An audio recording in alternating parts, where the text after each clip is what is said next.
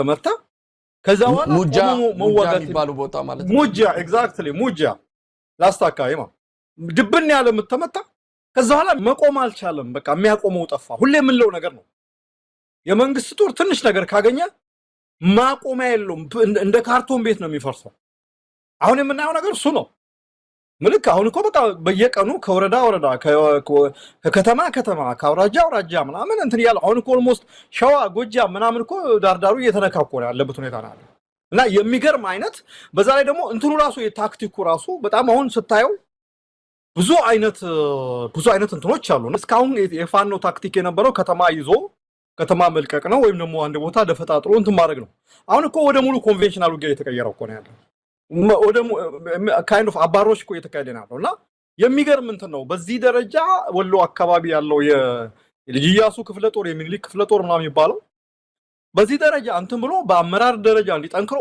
ስትራቴጂክ የሆነ ድሎች ነው ያገኛል ነው አንዳንድ ነገሮች ሰምቻለሁ ማን እንደ ይሄንን ፕሮግራም ይሄንን ኦፕሬሽን ይሄንን ዘመቻ በአጠቃላይ ማናቅዶ ማን እንትን እንደሰጠ በጣም እንትን ብለዋል ወደ ቪዲዮ ጣል ሰውየው ስሙ ራሱ የፋኖ ሰው ነው ግን ለብዙ እንትኖች የሚገርም ነው አሁን ፋኖ ተቀዛቀዘ ፋኖ በውስጥ ጉዳይ ተዳከመ ፋኖ በቃ ተስፋ የለው የሚል ብዙ እንትን ነበር ታስታውሳለህ የዛሬ ወር 15 ቀን ምናምን አካይ የዚህ አይነት ስሜት ነበር ግን ይሄኛው ላይክ የመጀመሪያ የፋኖ እንቅስቃሴ ሲጀመር ላይ ከነበረውም የበለጠ ነው ገባ ያኔ እንዳለ ህዝቡ ወብሎ ተነስቶ የተወሰኑ ከተሞችን ያስለቀቀበትና እንትን ያለበት ነው ይሄኛው እኮ ምት በሚባል ደረጃ ወታደራዊ ምት በሚባል ደረጃ በቃ በቂ የሆነ ምት ነው እየተሰጣለው መንግስት ያንን ደግሞ የምታረጋግጠው በመንግስት በኩል ያለው ሪአክሽኑ ምንድነው አንደኛ ሽንፈቱን ተቀብሏል ይሄን እዚህ ላይ በደንብ ማስመር አለብን መንግስት አሁን በመንግስት ፕሮፓጋንዳ የምታየው ነገር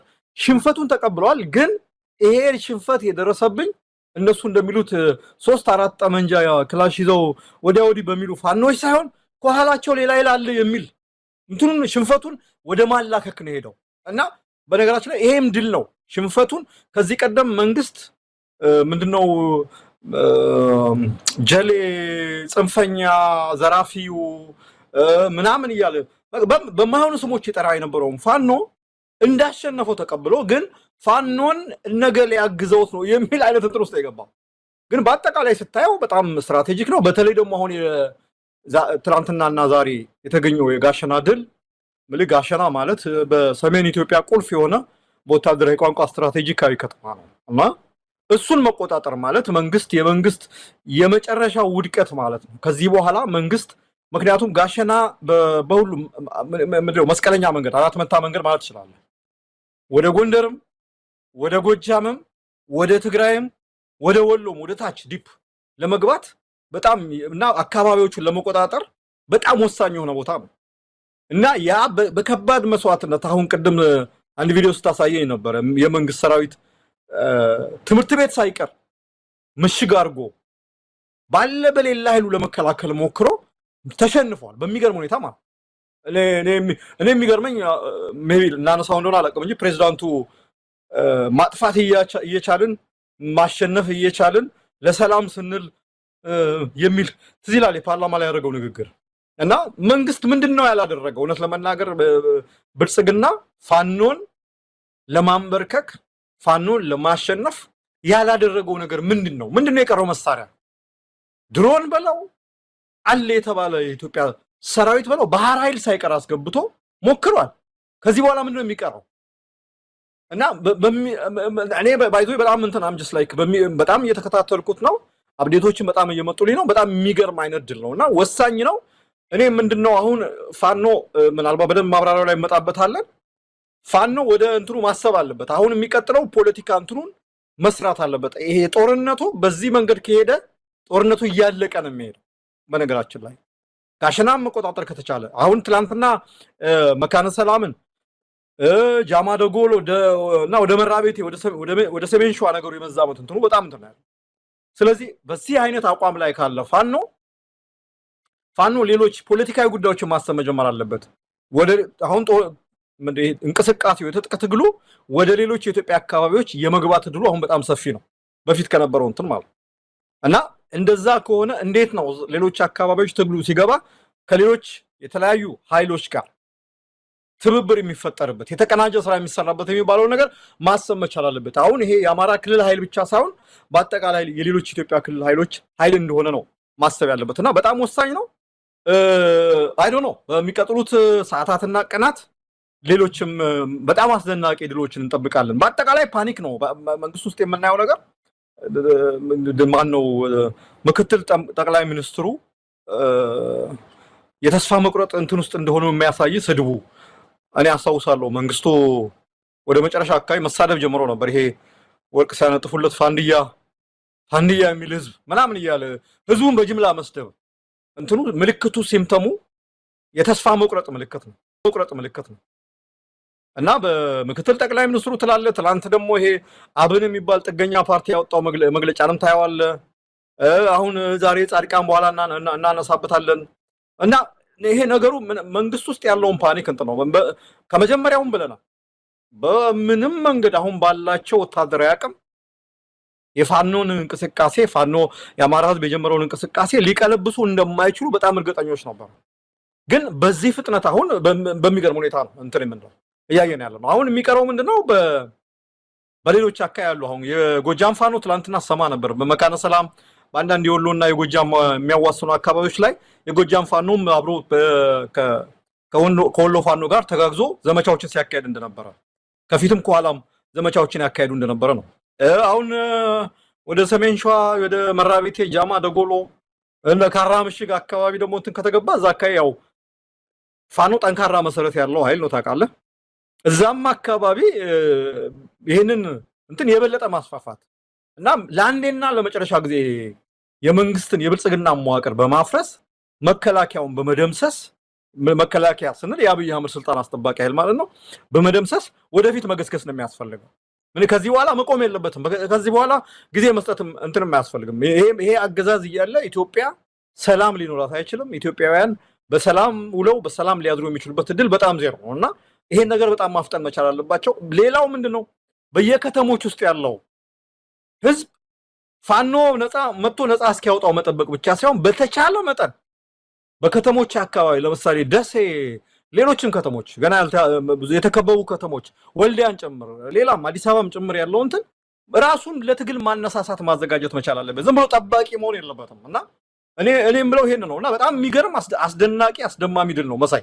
በደንብ እንደውም ምናልባት ያነሳውን ነገር በደንብ ነጥቦችን በዝርዝር ብንመለከታቸው ጥሩ ነው። ከዚህ በኋላ ምን ሊደረግ ይችላል? እውነት የፋኖ ኃይል ወደ ምንድነው ነገሩን በዚህ ፍጥነትና በዚህ ስፋት ካልቀጠለ ወደ ኋላ የሚመለስ ነገር እንደ በፊቱ አይነቱ መጥቶ መመለስ ቦታን ተቆጣጥሮ ከእንደገና ወደ ነባር ይዞታ እንደዚህ አይነቱ ነገር በቀጣይ የምናይ አይመስለንም።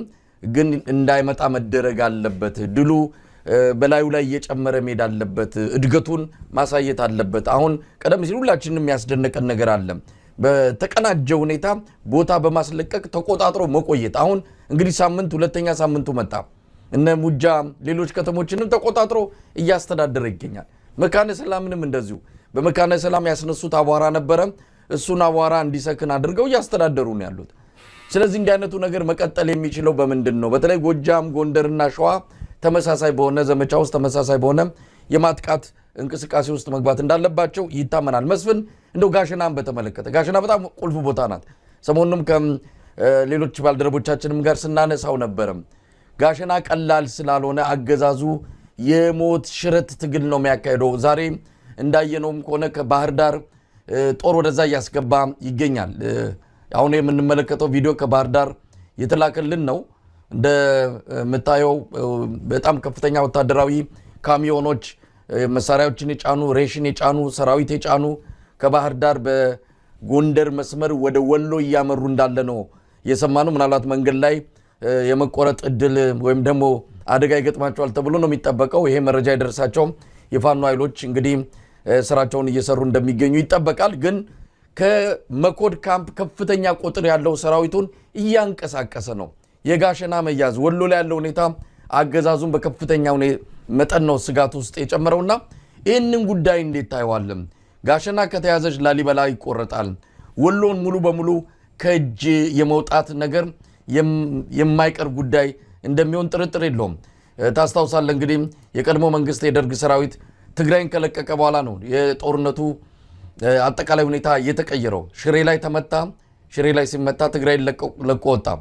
ምናልባት እንደዛ አይነት ነገር ወሎ ላይ እየተፈጸመ ነው። ወሎን ሙሉ በሙሉ ከአብይ አህመድ አገዛዝ ነፃ የማድረጉ ነገር የማይቀር እየመሰለ መጥቷል። መስፍን አብሶሉትሊ ጋሸናን እንትን በተመለከተ እኛ አይደለንም እንደራሳቸው ታስታውሳለህ። ይሄ የሰሜኑ ጦርነት ጊዜ የኢትዮጵያ ጀነራሎች ጋሸናን በምን ያህል ከባድ መስዋዕትነት መልሰው መያዝ እንደቻሉ እንደው በትልቅ ጉራ ነበር እንትን ሲሉ የነበረው እና እንዲያውም ጋሸና ከመቀሌ ትበልጣለች ባጫ ደበሌ ነው አይደል ሲፎክር የነበረው ለወያኔ ጋሸና ከመቀሌ ትበልጣለች እና ጋሸና ቁልፍ ስትራቴጂካዊ ቦታ ነው። ጋሸና መያዝ በአጠቃላይ ኢትዮጵያ ውስጥ ላለው ወታደራዊ የበላይነት ሚዛን እንትን ማስጠበቂያ ቦታ ነው የሚል እንትን ያለው። እንግዲህ ጋሸና የሚባለው ነገር ለጠላት የመቀሌን ያክል የሚያዩት ቦታ ነው። ለምንድነው ይሄን ቦታ የሚያዩት? እዚህ ላይ እንደምናየው ከጋሸና ወደ ደብረታቦር በአጭሩ መግባት ይቻላል። ደብረታቦር ከገባ ቀጥታ የሚሆነው ነገር ደብረታቦር መሃል ከገባ ባህር ዳርንና አዲስ አበባ ወይም ደግሞ ከዚህ ከደቡብ የሚመጣውን ትቆርጣለህ ማለት ነው። ባህር ዳር ለመግባትም በጣም አጭር መንገድ ነው።